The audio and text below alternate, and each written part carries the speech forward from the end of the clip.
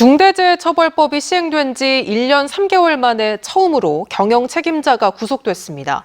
지난해 한국제강협력업체 노동자 1명이 철판에 깔려 숨진 사고에 대한 1심 판결에서 실형이 선고된 건데요. 법원은 노동자의 안전을 위협하는 구조적인 문제가 있다고 판단했습니다. 첫 소식 이재경 기자입니다. 경남 함안에 있는 철강 제조업체인 한국제강. 지난해 3월 이곳에서 60대 협력업체 노동자가 1.2톤짜리 철판에 깔려 숨졌습니다.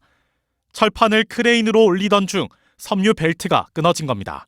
크레인이 그냥 철판 달아가지고 드는 과정에서 이제 그 사고는. 그런데 조사 결과 사고의 원인이 된 섬유 벨트는 심하게 손상된 상태였고 평소 안전한지 상시 점검도 이뤄지지 않았습니다. 과연 중대재해법에 해당이 되느냐 아니면 산업안전보건법으로 넘어가느냐 이게 쟁점이라고 생각합니다. 결국 법원은 1심 판결에서 대표이사에 대해 징역 1년을 선고하고 법정 구속했습니다. 중대재해처벌법이 시행된 이후 원청 대표이사가 구속된 것 이번이 처음입니다. 2년 전에는 한국제강 사업장에서 40대 노동자가 고철을 싣고 내리던 화물차에 부딪혀 숨지기도 했습니다.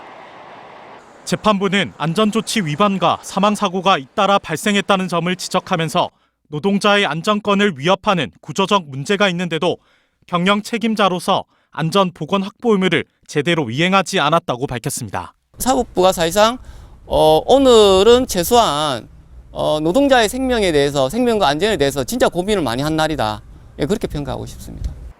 그러나 이번 판결이 최소 형량인 1년에 그쳤다며 오히려 봐주기 판결이 아니냐는 지적도 나옵니다. 의무 위반으로 인해서 사망사고가 이미 발생했다고 본다면 상당 부분 중형을 선고할 수 있겠다라는 생각도 드는데, 한국경영자총협회는 원청이라는 이유로 더 무거운 책임이 부과됐다며 유사한 판결이 계속될 경우 기업 경영 활동이 심각하게 위축될 것이라고 밝혔습니다. MBC 뉴스 이재경입니다.